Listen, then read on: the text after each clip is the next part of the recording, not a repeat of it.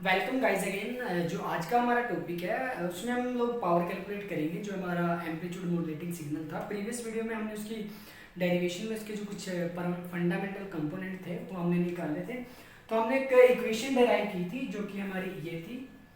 हमारी जो modulating signal की इक्वेशन थी वो कुछ इस प्रकार थी।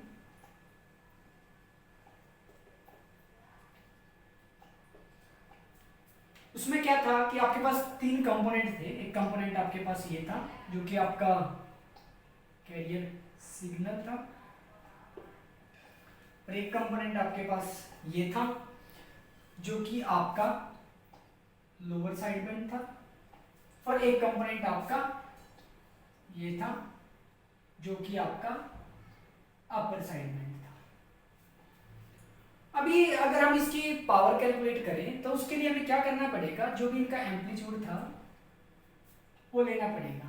तो एक फॉर्मूला आपके पास होता है पावर के लिए, उसमें हम क्या करते हैं, हाफ जो भी आपका एम्पलीट्यूड होता है उसका स्केल। तो ये क्या आप एक स्टैंडर्ड फॉर्मूला होता है आपका पावर का।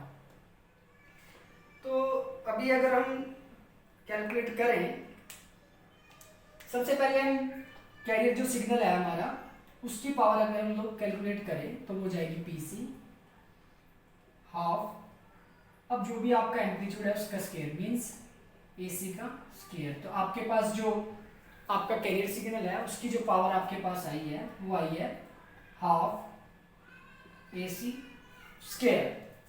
अब जो नेक्स्ट है आपके पास वो है एलएसबी। अगर हम एलएसबी की पावर कैलकुलेट करें तो उसका जो एम्पलीट्यूड है आपके पास वो ये है हाफ म्यू एसी का होल स्केयर। अगर हम हो जाएगा अब हाफ, अब अगर हम इसका स्केयर करें तो आपके पास हो जाएगा 4 म्यू स्केयर एसी स्केयर। तो आपके पास अब जो फाइनल आएगा वो क्या आएगा, 1/8 म्यू स्केयर एसी स्केयर। ऐसे ही अगर हम यूएसबी की कैलकुलेट करें तो जो आपके पास पावर आएगी वो आएगी हाफ माइनस 1/म्यू एसी का स्केयर। तो ये भी आपकी लगभग सेम ही है। तो जो आपकी एलएसबी और यूएसबी है दोनों में जो पावर का जो फाइनल रिजल्ट है वो सेम है। अब अगर हम टोटल पावर की बात करें तो आपका क्या होगा, PT is equal to PC plus PLS D plus PUSB।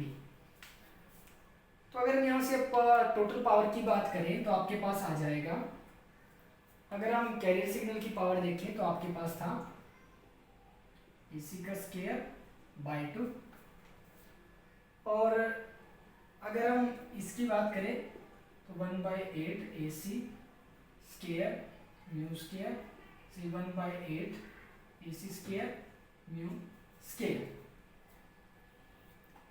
अब अगर हम यहां से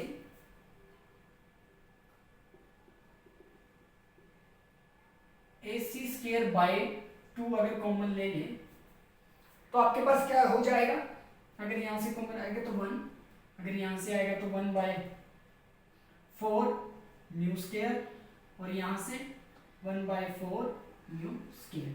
तो ये आपके पास फाइनल रिजल्ट बचेगा। अब अगर इसको और थोड़ा सिंप्लीफाई कर ले तो AC स्केयर बाय 2 आपका क्या था, AC स्केयर बाय 2 जो आपका था वो आपका कैरियर पावर थी। तो मैं इसकी जगह लिख सकता हूँ PC। अब अगर इसको सिंप्लीफाई करें तो ये आपका हो जाएगा 2/4 म्यू स्केयर। तो यहां से अगर हम सिंप्लीफाई करें तो आपके पास आ जाएगा 1/2 म्यू स्केयर। तो आपके पास जो टोटल पावर है उसका जो फॉर्मूला है वो आपके पास ये आया,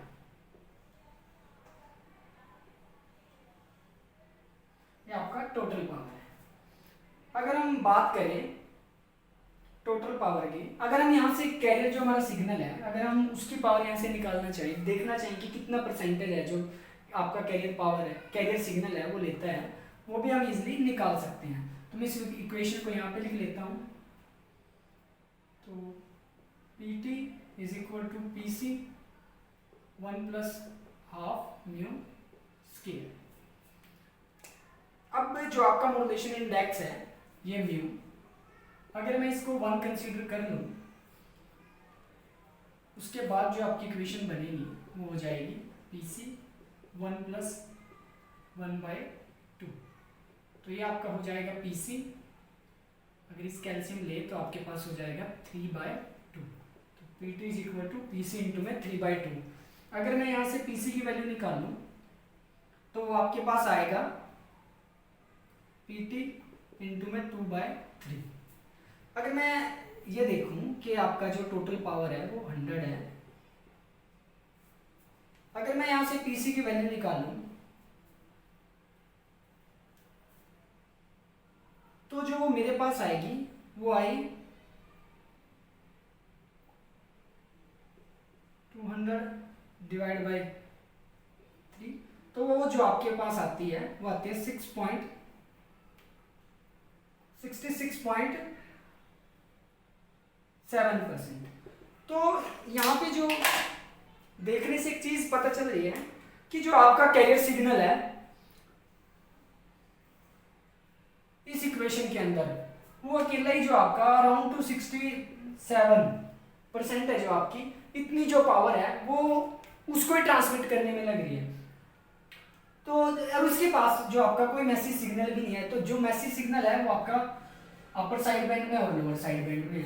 तो अब हम क्या करें कि अगर इस 67% पावर को हमें सेव करना है तो हमें क्या करना पड़ेगा, हमें इस सिग्नल को ही अगर हम एलिमिनेट कर दें तो हम अपनी जो इतनी पावर है 67% हम वो बचा सकते हैं। तो उसके लिए जो हमारी मॉड्यूलेशन है, जो फर्दर हमारी मॉड्यूलेशन टेक्निक है, जैसे double side band suppress carrier, उसके साथ साथ एक हमारी single side band suppress carrier है, तो उसका जो हमारी वो मेथड्स हैं उन मॉड्यूलेशन टेक्निक का यूज हम इसलिए ही करते हैं कि उसमें हमारी जो ये 67% है जो हमारी वेस्टेज ऑफ पावर है इसको हम लोग सेव कर लेते हैं। तो हम लोग DSP में क्या करते हैं या हमारा किस तरह की उसमें मॉड्यूलेशन हमारी टेक्निक होती है, जनरेशन किस प्रकार DSP में होता है, तो वो जो हमारा होगा वो नेक्स्ट लेक्चर होगा।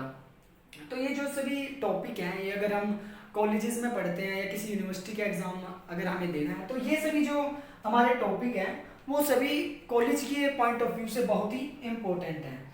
तो आगे भी हमारे जो सभी टॉपिक हैं वो इस ही पॉइंट ऑफ व्यू से रहेंगे कि जो मैक्सिमम सिलेबस यूनिवर्सिटियों में पढ़ाया जाता है वो मैं यहाँ पे कवर कराऊँ।